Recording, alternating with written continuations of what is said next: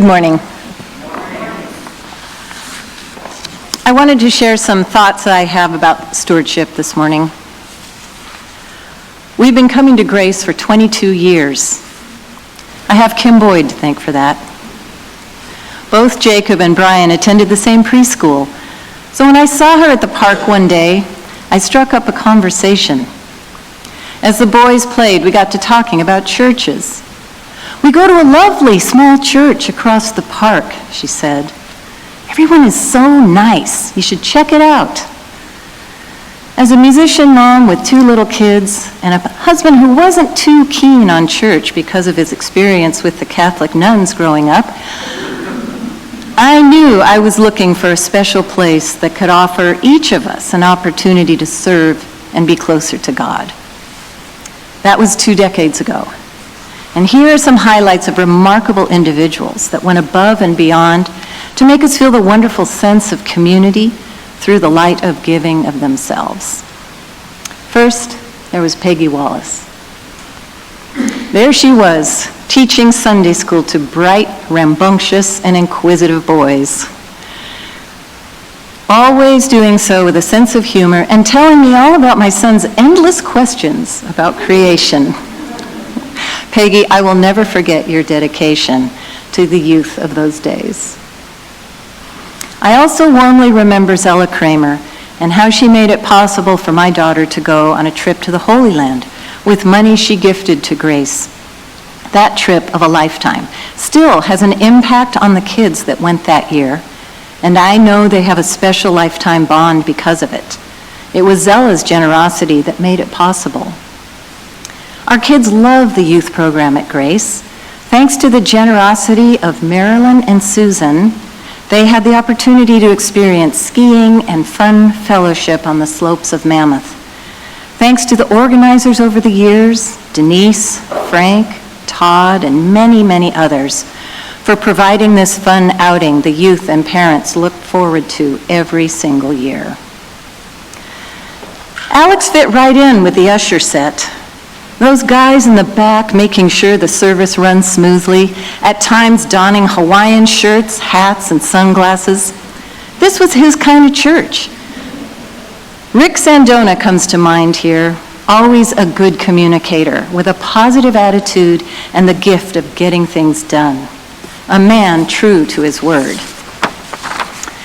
Did I mention the music?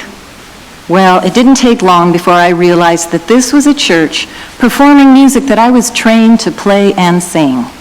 I knew I had to join the choir because those were definitely my people, and I never looked back. Mainly, I worship and feel closest to God through music and nature. God provided me with many opportunities to sing and play with outstanding individuals over the years, and we still have a lot of performances to do. Thanks to David and Ruth, Janet, Susan, Marilyn, Bobby, Rick, the list goes on and on. So many talented people in this church. I guess the theme here is people. Good, hardworking people that have everyday challenges and hardships, but they keep coming here. Why? Because our sense of community, that's why.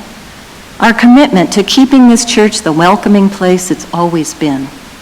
This is where the giving comes in. I'm inspired by our rector, Susan, and all the daily tasks she manages with efficiency and grace. She's a woman of many talents, and I would be hard-pressed to find another rector who has done more for their congregation. Grace is a small church, but we are mighty.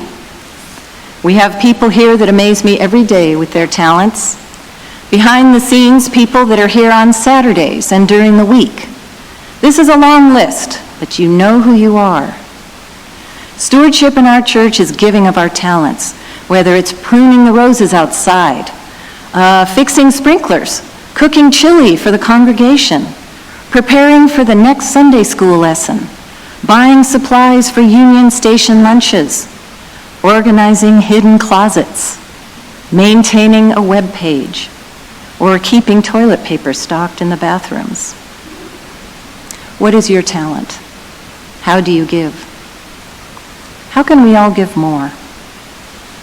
This and generous financial support is what keeps our church alive, and we all must step up and pray about this. Imagine, if you will, your life without Grace Episcopal Church. How would you feel? Would you mourn the absence of our community? This is hard to imagine, I know, but it's important to explore this idea and think about how each and every one of us is an important part of this small but mighty church. Again, I ask you to pray about this. Reflect on the gift of community, the gift of talent, and the gift of financial giving. Reach deep and know that all these important things will keep our church alive and well, rich with blessed individuals that make up who we are as a Christian community. Thank you.